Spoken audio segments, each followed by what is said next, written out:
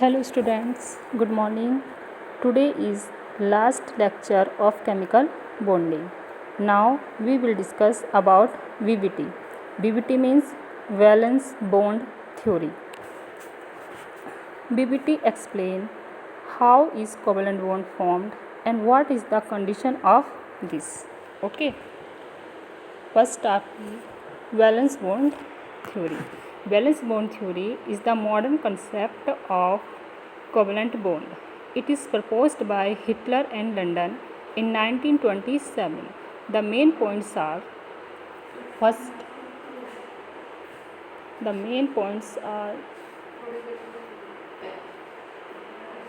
covalent bond is formed by overlapping of atomic orbitals of valence shell of two atoms. यानी कि covalent bond formed होने के लिए दो एटम्स की वैलेंस शेल्स ऑर्बिटल्स जो है वो ओवरलैपिंग करती है. Okay. Next, only half filled atomic orbitals take part in overlapping with electrons of opposite spin. Overlapping में वही ऑर्बिटल्स पार्टिसिपेट करती हैं जो हाफ फिल्ड होती हैं और उनमें इलेक्ट्रॉन्स जो है वो आपके अपोजिट स्पिन का होता है. Okay. Next, overlapping must be less than 50%. दोनों ऑर्बिटल्स के बीच में ओवरलैपिंग जो है आपकी 50% से कम होनी चाहिए. बिकॉज अगर ओवरलैपिंग आपकी 50% से ज़्यादा होती है तो दोनों एटम्स के न्यूक्लियस जो है वो टच कर जाते हैं, और जब एटम्स के न्यूक्लियस टच कर जाएंगे तो आपका बॉन्ड फॉर्म नहीं होगा. Okay. Next, extent of overlapping direct proportional strength of bond, and strength of bond direct proportional bond energy, and bond energy inversely proportional bond length.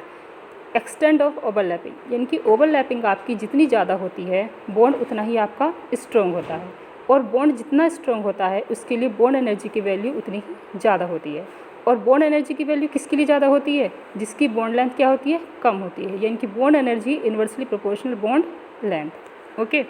यानी कि जो ओवरलैपिंग की एक्सटेंड है वो 50% से ज़्यादा ना हो और 50% या 40% से कम नहीं होनी चाहिए. ठीक है. अराउंड अगर 50% के अराउंड आपकी ओवरलैपिंग होती है तो बॉन्ड जो है वो आपका स्ट्रॉन्ग होता है. Okay. Next, two types of overlapping are possible. Overlappings आपकी टू टाइप्स की होती है. फर्स्ट है आपकी एक्सियल ओवरलैपिंग या हेड ऑन ओवरलैपिंग. यानी कि जब एटॉमिक्स ऑर्बिटल्स आपकी हेड टू हेड ओवरलैप करती हैं या एक्सियल ओवरलैप करती हैं तब आपकी सिग्मा बॉन्ड का फॉर्मेशन होता है. ओके. नेक्स्ट टाइप है आपका पैरेलल ओवरलैपिंग या साइड वाइज ओवरलैपिंग या लेटरल ओवरलैपिंग भी हम इसको बोलते हैं. ओके. यानी कि जब एटॉमिक ऑर्बिटल्स आपस में साइड वाइज ओवरलैप करती हैं तब आपके पाई बॉन्ड का फॉर्मेशन होता है. Okay. Next, between two orbitals of the same energy and more directionally concentrated orbitals would form a strong bond. अगर आपकी ओवरलैप करने वाली ऑर्बिटल्स सेम एनर्जी की होती हैं और डायरेक्शनली होती हैं तो बनने वाला बॉन्ड जो है वो आपका स्ट्रॉन्ग बॉन्ड होता है. Okay. Next, BBT explain the shape, formation and directional properties of the bond in polyatomic molecules. Valence bond theory जो है वो आपकी किसी भी पॉली एटॉमिक मॉलिक्यूल्स में शेप को, उसके फॉर्मेशन को और उसकी डायरेक्शनल प्रॉपर्टीज़ को एक्सप्लेन करती है. ओके. नेक्स्ट है आपका types of overlapping and nature of covalent bond. यानी कि ओवरलैपिंग किस टाइप्स की है और किस टाइप्स की ओवरलैपिंग से किस टाइप का बॉन्ड फॉर्म्ड होता है. The covalent bond may be classified in two types depending upon the types of overlapping. First type है आपका sigma bond. This types of covalent bond is formed by end to end को head on overlaps of bonding orbitals along the internuclear axis. अगर आपके दो atoms की half filled orbitals head to head या end to end internuclear axis पर overlap करती हैं तब आपके सिग्मा बॉन्ड का फॉर्मेशन होता है. सिग्मा बॉन्ड के फॉर्मेशन के लिए तीन टाइप्स की ऑर्बिटल्स ओवरलैप कर सकती हैं. फर्स्ट आता है आपका एस ओवरलैपिंग. यानी कि जब दो एटम्स की ओनली एस ऑर्बिटल्स ओवरलैप करती हैं there is a overlap of two half filled s orbitals along the internuclear axis. Okay, यहाँ ये फिगर में शो किया हुआ है एक एटम की एस ऑर्बिटल एंड दूसरे एटम्स की भी आपकी एस ऑर्बिटल जब इंटरन्यूक्लियर एक्सिस पर ओवरलैप करती है तब आपका एस ओवरलैपिंग होती है और सिग्मा बॉन्ड का फॉर्मेशन होता है। Okay, next S P overlapping. This types of overlap occurs between half filled s orbitals of one atom and half filled p orbitals of another atoms. Means एक atoms की अगर आपकी S orbital दूसरे atoms की half filled P orbital के साथ internuclear axis पर overlap करती है तब आपका एस पी ओवरलैपिंग होती है और बनने वाला जो बॉन्ड होता है वो आपका सिग्मा बॉन्ड ही होता है। Okay, next p p overlapping. There is a overlap of two half filled p orbitals along the internuclear axis. यानी कि अगर ओवरलैप करने वाले दोनों एटम्स की पी ऑर्बिटल्स इंटरन्यूक्लियर एक्सिस पर ओवरलैप करती हैं तब आपकी पी पी ओवरलैपिंग कहलाती है और बनने वाला बॉन्ड भी आपका सिग्मा बॉन्ड होता है। यानी कि स्टूडेंट जो आपका सिग्मा बॉन्ड है वो 3 कंडीशन से बन सकता है, यानी कि एस एस ओवरलैप से, एस पी ओवरलैप से एंड पी पी ओवरलैप से। लेकिन यहाँ पर जो ओवरलैपिंग है वो इंटरन्यूक्लियर एक्सिस पर और हेड ऑन ओवरलैपिंग ही होनी चाहिए। ओके, नेक्स्ट है आपका pi bond. Pi bond is formed by the side wise overlapping और lateral overlapping of p orbitals. The overlapping take place at the side lobes and hence extent of overlapping is relatively small. Thus, pi bond is bigger bond in comparison of sigma bond. pi bond में क्या होता है कि pi bond में p orbitals जो है वो side wise या लेटरल ओवरलैप करती हैं, जिससे क्या होता है कि उनके जो साइड्स के लोब होते हैं उनमें ओवरलैपिंग बहुत ही कम हो पाती है। यानी कि दोनों जो लोब्स होते हैं आप उनके साइड ऑर्बिटल्स के वो आपस में ज़्यादा एक्सटेंड में ओवरलैप नहीं कर पाते। अब आपको ये पता है कि जब ओवरलैपिंग कम होती है तब बनने वाला बॉन्ड जो है वो कैसा होता है, वीक होता है। और यहाँ पर ऑर्बिटल्स की जो ओवरलैपिंग है वो साइड वाइज या लेटरल वे में है, तो इसलिए बनने वाला जो बॉन्ड है वो आपका पाई बॉन्ड होता है। ओके, नेक्स्ट है आपका यहाँ पर एक नोट पॉइंट दिया हुआ है, strength of sigma and pi bond. Strength of bonds depend upon the extent of overlapping. In case of sigma bond the overlapping of orbitals take place to a large extent, hence it is a stronger than pi bond. क्योंकि sigma bond में जो overlapping होती है वो large extent में होती है, इसलिए बॉन्ड कैसा होता है, वो स्ट्रॉन्ग होता है। लेकिन पाई बॉन्ड में जो ओवरलैपिंग होती है वो कैसी होती है, स्मॉल होती है, इसलिए बनने वाला जो बॉन्ड होता है वो वीक होता है। ओके, नेक्स्ट स्टूडेंट यहाँ पर दिया हुआ है difference between ionic compounds and covalent compounds. Okay, ये आपका बुक में भी है, आप वहाँ से भी इसको देख सकते हैं। फर्स्ट है इसमें they are formed by complete transfer of electrons from one atom to another. Ionic bond कैसे फॉर्म होता है, जब इलेक्ट्रॉन का ट्रांसफ़र एक एटम से दूसरे एटम में होता है। देन कोवैलेंट बॉन्ड में they are formed by sharing of electron between two atoms. Covalent bond कब बनता है, जब दो एटम्स के बीच में इलेक्ट्रॉन की शेयरिंग होती है। Second, these compounds are generally solid. आपके ये कंपाउंड आयनिक कंपाउंड कैसे होते हैं, जनरली सॉलिड्स होते हैं। Second, their compounds are liquid, solid and gas. जो आपके कोवैलेंट कंपाउंड्स होते हैं वो आपके सॉलिड हो सकते हैं, लिक्विड हो सकते हैं और गैसेस फॉर्म में भी हो सकते हैं।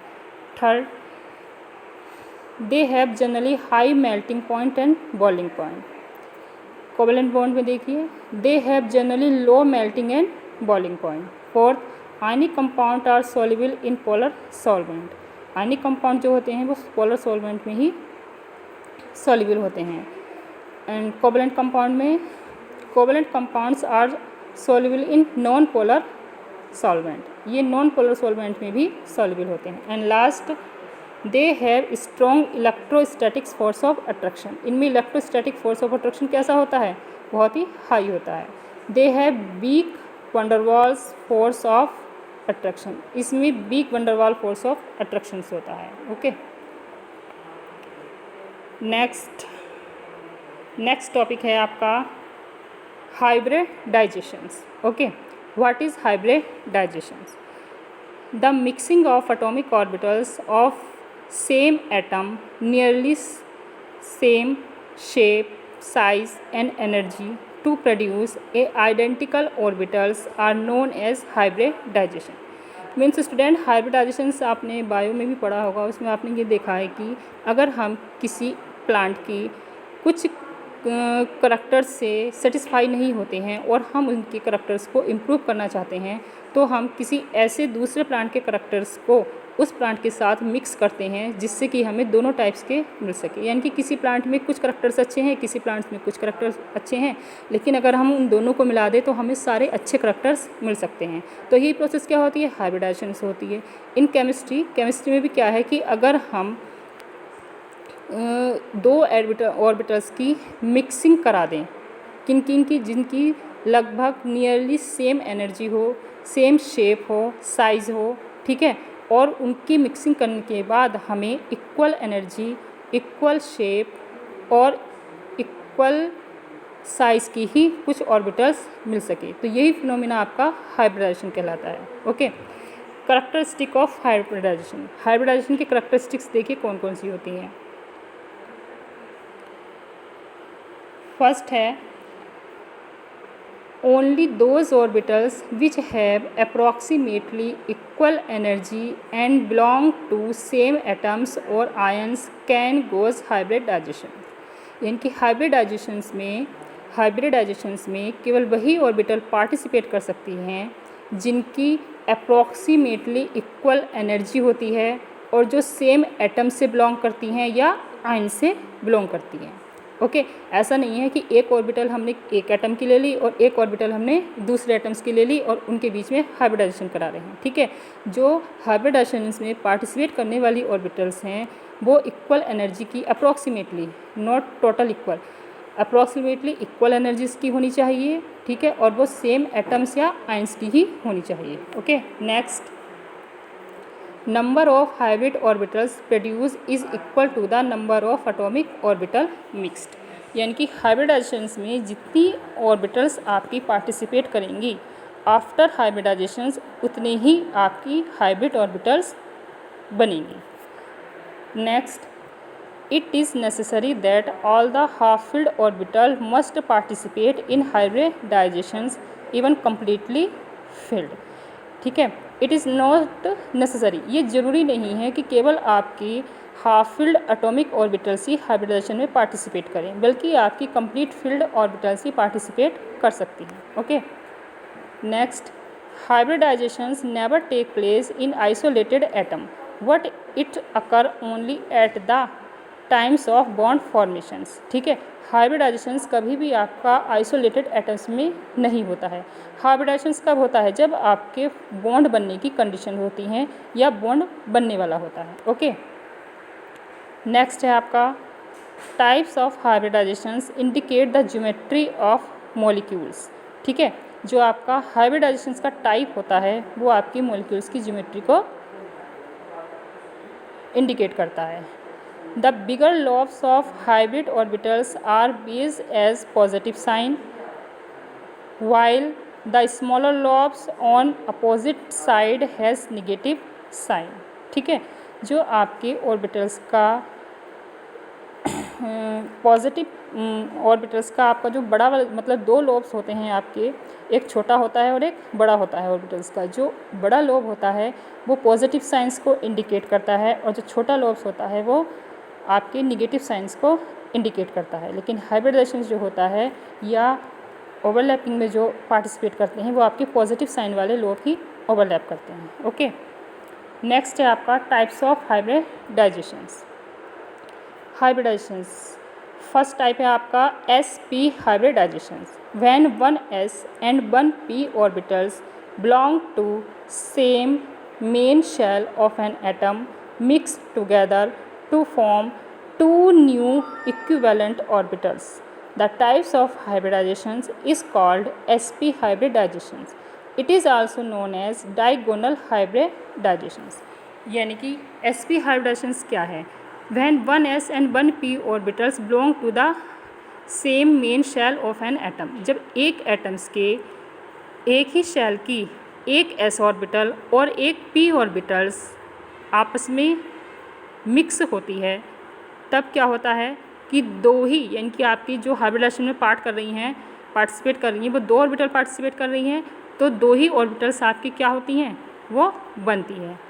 यानी कि when one s and one p orbitals belong to same main shell of an atom mix together to form a two new equivalent orbitals. The types of hybridization is called sp hybridization. यानी कि एक s orbital और एक p orbital आपकी participate करती है। इस hybridisation को डायगोनल हाइब्रिडाइजेशन के नाम से भी जाना जाता है। इसके एग्जाम्पल में देखिए, एग्जाम्पल में है BeF2 C2H2 BeCl2। ओके, इसको एक्सप्लेन करने के लिए देखिए कि बेरिलियम कितना होता है, इसका एटॉमिक नंबर 4 होता है। हमने पहले इसका क्या लिखा है, इलेक्ट्रॉनिक कॉन्फ़िगरेशन लिखा है 1s2 2s2 और 2p, यानी कि 2 इलेक्ट्रॉन्स आपके 1s में हैं, 2 इलेक्ट्रॉन्स आपके 2s में हैं, लेकिन यहाँ पर 2p क्या है, वैकेंट है। अब हमने इनके ग्राउंड स्टेट में इलेक्ट्रॉन्स की फिलिंग शो कर दी है, यानी कि p ऑर्बिटल्स आपकी वैकेंट है और 1s में भी 2 इलेक्ट्रॉन्स है, 2s में भी 2 इलेक्ट्रॉन्स है, लेकिन आपकी जो हाइब्रिडाइजेशंस में है वो कौन कौन सी पार्टिसिपेट करेंगी, एक करेगी आपकी 2s और एक करेगी 2p। हमें 1s से कोई लेना देना नहीं है। ओके, तो ग्राउंड स्टेट में 2s में 2 इलेक्ट्रॉन्स होते हैं और 2p जो है आपकी वैकेंट होती है। बट इन एक्साइटेड स्टेट में क्या होता है, जब यानी कि हम एटम्स को एनर्जी देते हैं तो 2s में से एक इलेक्ट्रॉन्स जो है वो 2p में शिफ्ट हो जाता है। अब क्या है, अब ओवरलैपिंग के लिए हमारे पास ओवरलैपिंग की कंडीशन क्या है कि केवल हाफ फील्ड ऑर्बिटल्स ही पार्टिसिपेट करती हैं। तो हमारे पास 2 हाफ फील्ड ऑर्बिटल्स आ गई, कौन कौन सी आई, एक तो 2s हाफ फील्ड है और एक हमारे पास 2p हाफ फील्ड है। अब क्या है, मॉलिक्यूल्स क्या है, BeF2, यानी कि बेरिलियम से 2 फ्लोरीन क्या करेंगे, ओवरलैप करेंगे।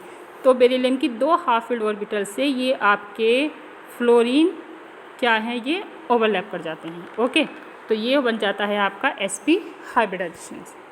ओके, नेक्स्ट आइए, यहाँ पर ये डायग्राम से शो किया गया है आपका 2s और 2p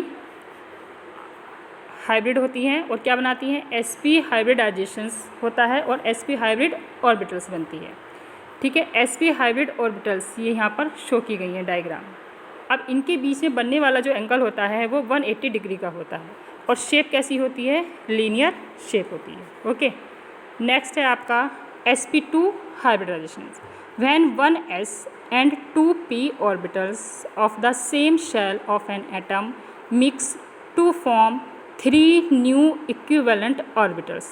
The types of hybridizations is called sp2 hybridizations।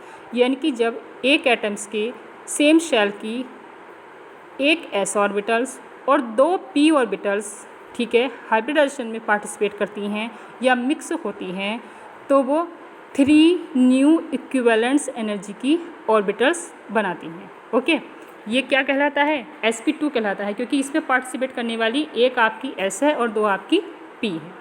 Example, all the compounds of boron, boron के जितने भी कंपाउंड्स होते हैं उनमें सब में sp2 हाइब्रिडाइजेशन होता है, जैसे BF3 BS3। And all compounds of carbon, carbon के कंपाउंड्स में भी होता है, लेकिन कार्बन के कौन से कंपाउंड, जिनमें कार्बन कार्बन के बीच में डबल बॉन्ड होता है। Okay, it is also known as trigonal hybridization, हम इसको ट्राइगोनल हाइब्रिडाइजेशन भी बोलते हैं। जैसे ये डायग्रामेटिकल शो किया गया है, 2s एक ऑर्बिटल है और 2p में एक आपकी 2px है, एक 2py है। ये जब आपस में मिक्स होती हैं तो ये sp2 हाइब्रिड ऑर्बिटल बनाती हैं। ठीक है, और इन हाइब्रिड ऑर्बिटल्स के बीच में बनने वाला जो एंगल होता है वो 120 डिग्री का होता है। इनकी जो ज्योमेट्री होती है वो ट्राइएंगुलर प्लानर होती है। ओके, नेक्स्ट एग्जाम्पल, जैसे आपने BeF2 का दिया है इसी तरह से BF3 को एक्सप्लेन कर सकते हैं। नेक्स्ट आइए आपका, नेक्स्ट है sp3 hybridization. When 1s and 3p orbitals belonging to the same shell of an atom mix together to form 4 equivalent orbitals. This is known as sp3 और tetrahedral hybridization। जब एक ही atoms के same shell की एक s orbital और 3 यानी कि 3 p orbitals mixing में पार्टिसिपेट करती हैं तो क्या बनाती हैं, इक्विवेलेंट एनर्जी की आपकी 4 ऑर्बिटल्स बनाती हैं, और वो ऑर्बिटल्स कैसी होती है, हाइब्रिड होती हैं, ठीक है। This is known as sp3 और टेट्राहेड्रल हाइब्रिडाइजेशन। ये टेट्राहेड्रल हाइब्रिडाइजेशन कहा जाता है। इसके एग्जाम्पल में है आपका मीथेन CH4। ओके, ये यहाँ पर इसका एक एग्जाम्पल को एक्सप्लेन भी किया गया है। देखिए, कार्बन का इलेक्ट्रॉनिक कॉन्फ़िगरेशन क्या होता है, 1s2 2s2 और 2p2, क्योंकि 6 होता है। यानी कि ग्राउंड स्टेट में अगर हम इसकी ऑर्बिटल्स की फिलिंग करें तो 2s में 2 इलेक्ट्रॉन्स हैं और 2p में भी आपके 2 इलेक्ट्रॉन्स हैं। लेकिन कार्बन को बॉन्ड कितने बनाने हैं, 4, तो इसको क्या चाहिए, 4 हाफ फील्ड ऑर्बिटल चाहिए, लेकिन इसके पास 2 ही हाफ फील्ड ऑर्बिटल्स हैं।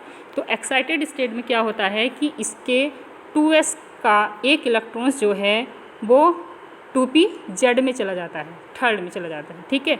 अब इसके पास कितनी हो गई है, 4 हाफ फील्ड ऑर्बिटल हो जाती हैं। अब इन चारों हाफ फील्ड ऑर्बिटल के साथ आपका हाइड्रोजन जो है, हाइड्रोजन की जो ऑर्बिटल्स है वो ओवरलैप कर जाती है। ओके, यहाँ पर एक इसका डायग्राम दिया गया है। इसके बीच में बनने वाला जो एंगल होता है वो 109 डिग्री और 28 मिनट का होता है, और ज्योमेट्री होती है इसकी टेट्राहेड्रल। ओके, नेक्स्ट आइए, नेक्स्ट है आपका sp3 डिहाइब्रिडाइजेशन, ठीक है।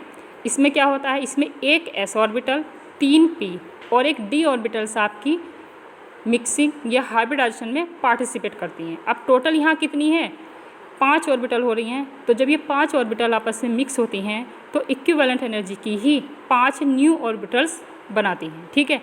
इनकी when 1s 3p and 1d orbitals combined together of nearly equal energy and form 5 new hybrid orbitals of equivalent energy known as sp3 hybridization। Example है इसका PCl5। इसमें भी एग्जाम्पल एक्सप्लेन किया गया है। देखिए student, the electronic configurations of phosphorus, यानी कि एटॉमिक नंबर कितना होता है फास्फोरस का, 15, and electronic configuration 1s2 2s2 2p6 3s2 and 3p3, ठीक है। यानी कि 3s orbitals contain 2 electrons and 3p orbitals contain 3 electrons. अब यहाँ पर PCl5 में जो बॉन्ड है वो 5 बन रहे हैं, 5 बॉन्ड बन रहे हैं, लेकिन यहाँ पर हाफ फील्ड ऑर्बिटल्स कितनी है, 3 ही हैं, और हमें कितनी चाहिए, 5 चाहिए।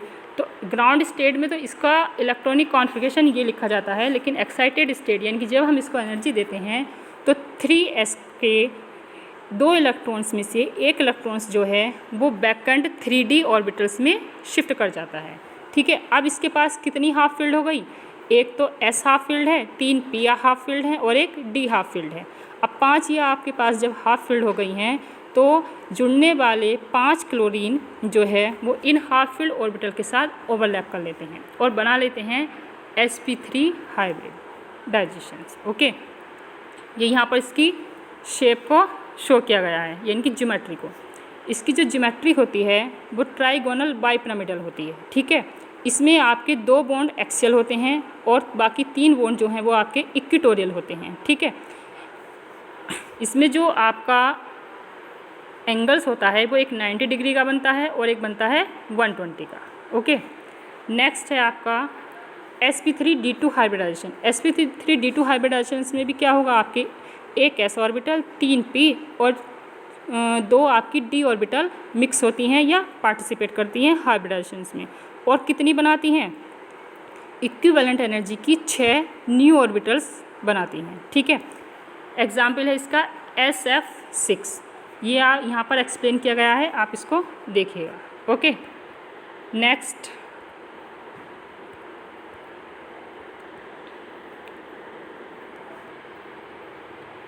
में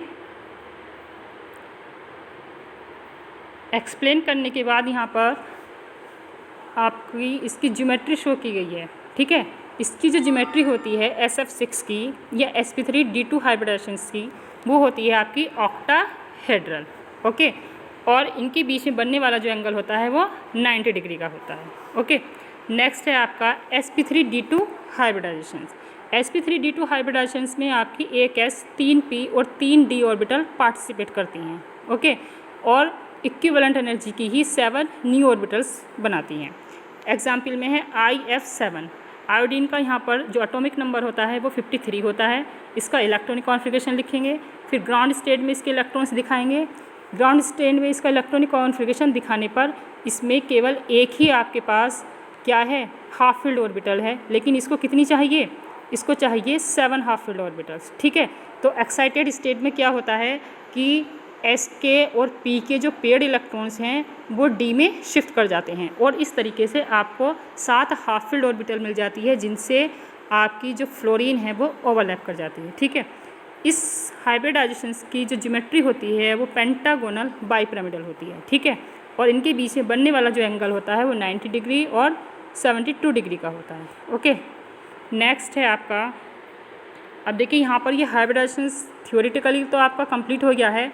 अब इसमें 2 एग्जाम्पल आपके दिए हुए हैं, हाइब्रिडाइजेशन इन अमोनिया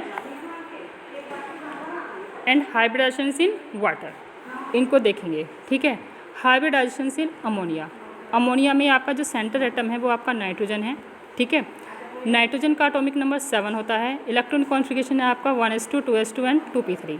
अब यहाँ पर क्या है कि नाइट्रोजन से 3 हाइड्रोजन जुड़े हुए हैं, यानी कि नाइट्रोजन 3 बॉन्ड बना रहा है, तो नाइट्रोजन को 3 बॉन्ड बनाने के लिए 3 हाफ फील्ड ऑर्बिटल ही चाहिए, लेकिन ये ऑलरेडी इसके पास है। ठीक है, तो इसमें क्या होता है कि जो एक्साइटेड स्टेट में है, क्योंकि यहाँ पर इसको नीड नहीं है हाफ फील्ड ऑर्बिटल्स की, और इसकी जो 2s के एक पेड इलेक्ट्रॉन्स है वो भी कहीं शिफ्ट नहीं करता क्योंकि नीड नहीं है इसको। ओके, तो क्या होता है कि ये जो हाफ फील्ड मिक्स होने के बाद इक्विवेलेंट एनर्जी की ऑर्बिटल बन जाती हैं ये, और यहाँ पर जो ये 3 ऑर्बिटल्स होती हैं हाफ फील्ड, उनसे हाइड्रोजन की हाफ फील्ड ऑर्बिटल्स ओवरलैप कर जाती हैं, और ये जो 2s के 2 इलेक्ट्रॉन्स होते हैं ये लोन पेयर के रूप में रह जाते हैं यहाँ पर। ठीक है, तो इसकी जो ज्योमेट्री है, क्योंकि यहाँ पर जो हाइब्रिडाइजेशन आ रहा है वो sp3 आ रहा है, यानी कि एक s पार्टिसिपेट कर रही है और 3 p पार्टिसिपेट कर रही हैं, तो हाइब्रिडाइजेशन से आपका कौन सा हो गया, sp3। ज्योमेट्री sp3 वालों की होती है टेट्राहेड्रल, लेकिन क्या है कि due to the presence of 1 lone pair in nitrogen, इसकी जो शेप है वो टेट्राहेड्रल ना होकर पिरामिडल हो जाती है। ठीक है, pyramidal, यहाँ पर स्पेलिंग थोड़ी सी मिस्टेक है, आप इसको सही कर लीजिएगा, पिरामिडल हो जाती है। Okay, due to the presence of 1 lone pair of nitrogen atom. Okay, यहाँ पर इसकी ये शो की गई है ज्योमेट्री, एंगल होता है 107 डिग्री का। ठीक है, क्योंकि टेट्राहेड्रल की शेप में आपने देखा था CH4 में जो एंगल था वो 109 डिग्री और 28 मिनट का था, लेकिन यहाँ पर जो है कितना क्या हुआ कि 1 लोन पेयर की प्रेजेंस से इसमें रिपल्शन ज़्यादा हो गया, और जब रिपल्शन ज़्यादा होता है तो एंगल कम हो जाता है। ओके, नेक्स्ट है वाटर, H2O। H2O में भी आप देखिएगा कि यहाँ पर आपके H2O में 2 लोन पेयर प्रेजेंट होंगे। ठीक है, और 2 लोन पेयर प्रेजेंट होने की वजह से रिपल्शन और ज़्यादा हो जाता है, और जो एंगल है वो आपका कम हो जाता है। कितना हो जाता है, 104 डिग्री और 5 मिनट का हो जाता है। ठीक है, और जो शेप है वो टेट्राहेड्रल से वेंट वी शेप बन जाती है या बैंड शेप बन जाती है। ठीक है, ये यहाँ पर इसको एक्सप्लेन किया गया है, आप इसको देखेंगे। नेक्स्ट है, अब थ्योरेटिकली तो आपका हाइब्रिडाइजेशन हो गया, लेकिन अब क्या होता है, एक फॉर्मूला होता है जिसकी वजह से आप किसी भी मॉलिक्यूल्स में हाइब्रिडाइजेशन को कैलकुलेट कर लेते हैं। ओके, तो ये है आपका calculation of hybridization in a given molecules. ठीक है, इसका जो फॉर्मूला है हाइब्रिडाइजेशन का वो है आपका x = हाफ ब्रैकेट में VE + MA - C + A, यानी कि VE = है वैलेंस इलेक्ट्रॉन्स, MA = है मोनोवैलेंट एटम। यहाँ पर ये मोनोवैलेंट एटम है, मोनोवैलेंट एटम। ठीक है, C है आपका कैटायन और A है आपका एनायन। ठीक है, अब यहाँ पर कुछ एग्जाम्पल देखते हैं। CO2 में आपको हाइब्रिडाइजेशन कैलकुलेट करना है, तो लगाइए formula x = half.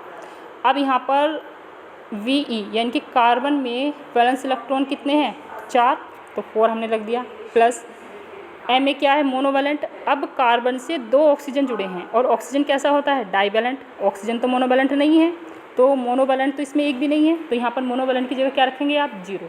Okay, minus कोई चार्ज है इस पर, ना तो पॉजिटिव चार्ज है ना इस पर नेगेटिव चार्ज है, तो कैटायन एनायन भी नहीं है ये, तो कैटायन एनायन की जगह भी आप क्या रखेंगे, 0। ओके, तब आपका जो ये आएगा आपका 4/2, यानी कि 2 नंबर आ गए। 2 को आप डिवाइड कीजिए। S तो किसी भी उसके लिए पर्टिकुलर 1 होती है, P कितनी होती है 3 होती हैं, D होती हैं 5। तो 2 को जो हमने डिवाइड किया तो इसमें एक S आया और एक P आया, यानी कि यहाँ पर हो गया आपका SP हाइब्रिडाइजेशन। और शेप कैसी हो गई इसकी, लीनियर। ओके, नेक्स्ट है BF3। BF3 में कैलकुलेट किया गया है हाफ मोनोवेलेंट एटम कितने हैं 3 हमने यहाँ पर पुट किया, sorry balance electron. First of all balance electron put किए जाएंगे, तो हाफ ब्रैकेट के अंदर रखा बैलेंस इलेक्ट्रॉन्स कितने होते हैं बोरॉन में 3 आपने पुट कर दिया। उसके बाद बैलेंस इलेक्ट्रॉन के बाद मोनोवेलेंट एटम कितने हैं, फ्लोरीन कितने जुड़े हुए हैं 3 रख दिया। There contain no positive and no negative charge, तो इसलिए कैटायन और एनायन के लिए 0 आ गया। तो ये आपका आ गया 6/2, यानी कि आपका निकल कर आया है 3 को जो हमने डिवाइड किया तो एक S और 2 P, यानी कि sp2 हाइब्रिडाइजेशन। और sp2 हाइब्रिडाइजेशन वालों की कैसी होती है geometry, triangular planar. Okay, next है SiF4 सिलिकॉन। फॉर्मूला लगाइए, हाफ सिलिकॉन में बैलेंस इलेक्ट्रॉन्स 4 हैं, फ्लोरीन कितने जुड़े हुए हैं, यानी कि मोनोवेलेंट एटम्स आपके 4 हैं, 4 रख दिया, minus no cation no anion, तो 0 पुट कर दी। ये आ गया आपका 8/2, यानी कि 4 को डिवाइड किया आया आपका sp3 हाइब्रिडाइजेशन। sp3 वालों की ज्योमेट्री कैसी होती है, टेट्राहेड्रल। ओके, इसी तरह स्टूडेंट यहाँ पर NH4 positive, PCl5, SF6, NH3, PCl5 में कैलकुलेट किया गया है, आप इसको नोट करिएगा। ओके, इसी तरह से IF5, IF7, H2O और H3O पॉजिटिव में दिया गया है। ओके, अब नेक्स्ट टॉपिक आता है आपका हाइड्रोजन बॉन्डिंग। नेक्स्ट टॉपिक है आपका hydrogen bonding. When a molecules contain a hydrogen atom linked to a highly electronegative atoms like fluorine, oxygen, nitrogen, this atom attract a shared pair of electrons more, and so this end of the molecule becomes slightly negative while the other end becomes slightly positive. The positive end of one molecule the negative end of one molecule attract the positive end of the other. As a result, a big bond is formed between them. This bond is called hydrogen bond. It is represented by dotted line. यानी कि अगर कोई hydrogen atom किसी more electronegative atom से जुड़ा हुआ है, ठीक है, तो वो मोर इलेक्ट्रोनिगेटिव एटम्स क्या करता है, शेयर पेयर को अपनी तरफ अट्रैक्ट कर लेता है, जिससे उस इलेक्ट्रोनिगेटिव एटम्स के ऊपर तो आपका निगेटिव चार्ज आ जाता है और हाइड्रोजन के ऊपर पॉजिटिव चार्ज आ जाता है। अब ये जो आपका निगेटिव एंड होता है, ठीक है, ये किसी दूसरे मॉलिक्यूल्स के पॉजिटिव वाले एंड को क्या करता है, अट्रैक्ट करता है और एक बिग बॉन्ड बना लेता है। ठीक है, वही बॉन्ड आपका हाइड्रोजन बॉन्ड कहलाता है। ओके, जैसे आपका यहाँ शो किया गया है ये HF में क्या है, देखो HF एक मॉलिक्यूल है और HF का ये दूसरा मॉलिक्यूल्स है और ये HF का थर्ड मॉलिक्यूल्स है। तो फर्स्ट मॉलिक्यूल में HF में फ्लोरीन जो है वो मोर इलेक्ट्रोनिगेटिव है, तो ये बॉन्ड पेयर को अपनी तरफ शिफ्ट कर लेता है, जिससे इसके ऊपर क्या आ जाता है, नेगेटिव चार्ज, और इसके ऊपर पॉजिटिव चार्ज आ जाता है। ठीक है, अब ये फ्लोरीन क्या करता है, दूसरे ही मॉलिक्यूल्स के, क्योंकि सेम कंडीशन क्या होगी, फिर दूसरे मॉलिक्यूल्स में होगी एंड सेम कंडीशन फिर थर्ड मॉलिक्यूल्स में होगी। तो जो फ्लोरीन है वो दूसरे मॉलिक्यूल के पॉजिटिव एंड को अट्रैक्ट करने लगता है। जब ये अट्रैक्ट करता है तो एक अट्रैक्शन बन जाता है और एक वीक बॉन्ड बन जाता है। इस बॉन्ड को हम डॉटेड लाइन से शो करते हैं, यही आपका हाइड्रोजन बॉन्ड है। तो यहाँ पर HF मॉलिक्यूल्स में और वाटर मॉलिक्यूल्स में हाइड्रोजन बॉन्डिंग शो की गई है। स्टूडेंट, हाइड्रोजन बॉन्डिंग की वजह से ही जो आपका वाटर है वो लिक्विड फॉर्म में होता है। ठीक है, क्योंकि वाटर मॉलिक्यूल्स क्या हो जाते हैं, हाइड्रोजन बॉन्डिंग से एक दूसरे के बहुत ज़्यादा क्लोज आ जाते हैं, और जब वो क्लोज आ जाते हैं तो वो किस में कन्वर्ट हो जाता है, लिक्विड में कन्वर्ट हो जाता है। ओके, लेकिन there are some condition for hydrogen bonding. Hydrogen bonding के लिए कुछ कंडीशन है। ठीक है, अगर उन कंडीशन को फॉलो नहीं करते हैं तो हाइड्रोजन बॉन्ड नहीं बनता। The molecule must contain a highly electronegative atoms linked to hydrogen atom. The higher the electronegativity more is the polarizations of the molecules. यानी कि हाइड्रोजन बॉन्डिंग के लिए आपका क्या है कि कोई भी हाइड्रोजन एटम्स जो है वो हाईली इलेक्ट्रोनेगेटिव एटम से लिंक होना चाहिए। ठीक है, जितना हाईली इलेक्ट्रोनेगेटिव एटम लिंक होगा मोलिक्यूल्स में पोलैरिटी उतनी ही ज़्यादा होगी, यानी कि निगेटिव और पॉजिटिव एंड उतने ही ज़्यादा आ जाएंगे। ठीक है, नेक्स्ट है the size of electronegative atom should be small, only fluorine, oxygen and nitrogen atom can form hydrogen bond as these atoms are small in size and have high electronegativity. ठीक है, यानी कि हाइड्रोजन बॉन्डिंग बनाने के लिए atom का जो size है वो छोटा होना चाहिए और इलेक्ट्रॉन डेंसिटी जो है वो हाई होनी चाहिए। इलेक्ट्रॉन डेंसिटी का मतलब क्या है, उसकी इलेक्ट्रोनेगेटिविटी ज़्यादा होनी चाहिए और साइज़ कैसा होना चाहिए, छोटा होना चाहिए। फ्लोरीन, ऑक्सीजन और नाइट्रोजन ही केवल हाइड्रोजन बॉन्डिंग बनाते हैं। ठीक है, क्यों? क्योंकि इन मॉलिक्यूल्स इन एटम्स का साइज़ कैसा है, छोटा है और ये इलेक्ट्रोनेगेटिविटी इनकी बहुत ज़्यादा है। अब क्या है कि देखो फ्लोरीन और क्लोरीन दोनों सेम ही ग्रुप के होते हैं, लेकिन फ्लोरीन जो है वो हाइड्रोजन बॉन्डिंग शो करता है लेकिन क्लोरीन नहीं करता है, क्योंकि फ्लोरीन जो है, फ्लोरीन का जो साइज़ है वो छोटा है और फ्लोरीन हाईली इलेक्ट्रोनेगेटिव है। ठीक है, लेकिन क्लोरीन क्या है, क्लोरीन इलेक्ट्रोनेगेटिव तो है लेकिन उसका साइज़ बड़ा है, तो इसलिए सेम ग्रुप में होने के बावजूद भी फ्लोरीन तो हाइड्रोजन बॉन्डिंग शो करता है लेकिन क्लोरीन हाइड्रोजन बॉन्डिंग शो नहीं करता। सेम इसी तरीके से ऑक्सीजन और सल्फ़र दोनों ही सेम ग्रुप के होते हैं, लेकिन ऑक्सीजन हाइड्रोजन बॉन्डिंग शो करता है, सल्फ़र नहीं करता है, क्योंकि ऑक्सीजन का साइज़ छोटा होता है और इलेक्ट्रोनेगेटिविटी ज़्यादा होती है, लेकिन सल्फ़र का साइज़ बड़ा होता है।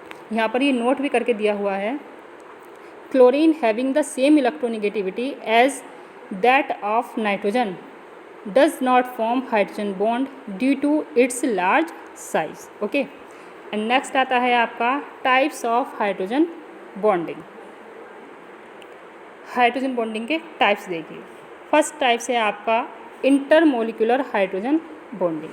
When hydrogen bonding take place between different molecules of the same और different compound is called intermolecular hydrogen bonding. अगर आपकी बॉन्डिंग सेम मॉलिक्यूल्स में सेम मॉलिक्यूल्स के डिफरेंट मॉलिक्यूल्स में है, यानी कि सेम टाइप के डिफरेंट मॉलिक्यूल्स में, और या आपके डिफरेंट मॉलिक्यूल्स के बीच में है। ठीक है, यहाँ पे ना bonding take place between different molecules of the same और डिफरेंट कंपाउंड, सेम ही कंपाउंड के डिफरेंट मॉलिक्यूल्स में हो या आपके डिफरेंट कंपाउंड के मॉलिक्यूल्स में हो, तो होती है वो आपकी इंटरमोलिकुलर हाइड्रोजन बॉन्डिंग। एग्जाम्पल जैसे HF और H2O। H2O सेम कंपाउंड है और H2O में मॉलिक्यूल्स बहुत सारे हैं, उनके बीच में बॉन्डिंग हो जाती है। HF सेम कंपाउंड है लेकिन इस कंपाउंड में मॉलिक्यूल्स भी तो बहुत सारे होंगे, तो उनके बीच में हाइड्रोजन बॉन्डिंग हो जाती है। ठीक है, और वाटर एंड अल्कोहल, वाटर और अल्कोहल अलग अलग कंपाउंड है, तो दोनों एक दूसरे में क्यों मिक्स हो जाते हैं, due to the hydrogen bonding. अब एक क्वेश्चन यहाँ पर भी आता है कि water is a polar but alcohol is non polar. ठीक है, वाटर जो है पोलर है और अल्कोहल नॉन पोलर है, तब भी दोनों क्या है, दोनों आपस में क्या है, सॉल्युबल है। तो क्यों है soluble, due to the hydrogen bonding. Okay, और अमोनिया एंड वाटर, अमोनिया और वाटर का भी एग्जाम्पल हाइड्रोजन बॉन्डिंग में आता है। ओके, नेक्स्ट आपका intramolecular hydrogen bonding. Intramolecular hydrogen bonding, the hydrogen bonding which take place within a molecule itself is called intramolecular hydrogen bonding. It take place in a compound which contain two groups. यानी कि अगर आपके एक ही molecules के different atoms के बीच में hydrogen bonding होती है, तब वो आपकी इंट्रामोलिकुलर हाइड्रोजन बॉन्डिंग होती है। लेकिन क्या है, उस मॉलिक्यूल्स के अंदर आपके दो ग्रुप होने चाहिए। एग्जाम्पल है ऑर्थोनाइट्रोफिनॉल, ये ऑर्थोनाइट्रोफिनॉल का एग्जाम्पल है। ये पूरा एक ही मॉलिक्यूल्स है, यहाँ पर क्या है, दो ग्रुप हैं, एक आपका OH ग्रुप है और एक आपका NO2 ग्रुप है। ठीक है, H पर आपका पॉजिटिव चार्ज होता है, डेल पॉजिटिव यानी कि पार्शली पॉजिटिव, ऑक्सीजन पर पार्शली निगेटिव चार्ज होता है। तो ये निगेटिव पोल जो है वो पॉजिटिव पोल को क्या करने लगता है, अट्रैक्ट करने लगता है और एक वीक बॉन्ड बना लेता है। ठीक है, जो होती है हाइड्रोजन बॉन्ड। और इस टाइप्स की बॉन्डिंग यानी कि जो एक ही मॉलिक्यूल्स के डिफरेंट एटम के बीच में हो रही है, वो होती है आपकी intramolecular hydrogen bonding. Okay students, ये चैप्टर आपका यहीं पर फिनिश हुआ। इसमें आपको मॉलिक्यूलर ऑर्बिटल थ्योरी नहीं करनी है। Okay, thank you.